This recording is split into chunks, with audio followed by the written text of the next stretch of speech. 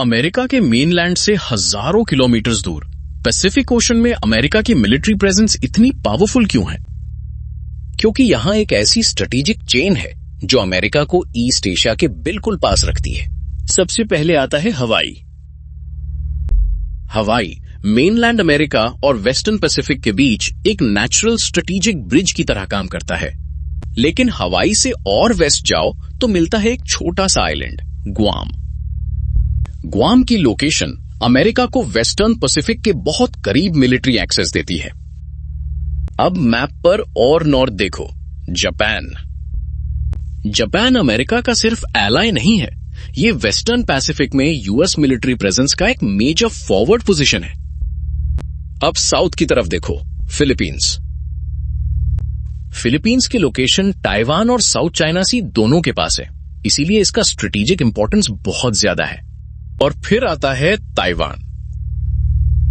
Taiwan, Japan और Philippines मिलकर एक जियोग्राफिकल लाइन बनाते हैं, जिसे स्ट्रेटेजिकली फर्स्ट आइलैंड चेन कहा जाता है। अब समझ आता है कि चाइना इस पिक्चर में इतना इंपॉर्टेंट क्यों है। साउथ चाइना सी में दुनिया के बिजिएस्ट शिपिंग रूट्स में से कुछ रूट्स पास होते हैं और इसी रीजन में मल्टीपल कंट्रीज के टेरिटोरियल क्लेम्स भी हैं। ये सिर्फ मिलिट्री स्टोरी नहीं है, ये ग्लोबल ट्रेड की स्टोरी भी है। एक बार पूरा मैप देखो।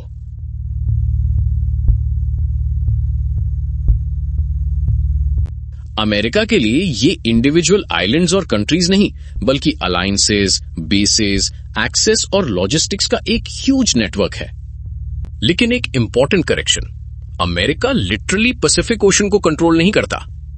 यूएस स्ट्रैटेजी का रियल फोकस है रीजनल एक्सेस मेंटेन करना, एलाइज को सपोर्ट करना, डिटरेंस मेंटेन करना और क्राइसिस के टाइम क्विकली रिस्पॉन्ड कर पाना।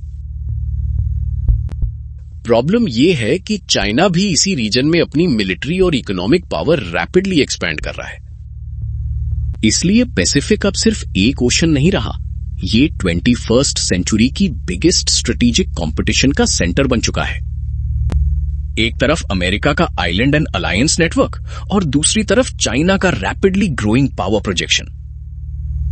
अब सवाल ये नहीं है कि अमेरिका पैसिफिक को कंट्रोल करता है या नहीं, सवाल ये है क्या ये स्ट्रेटेजिक नेटवर्क फ्यूचर में चाइना को बैलेंस कर पाएगा।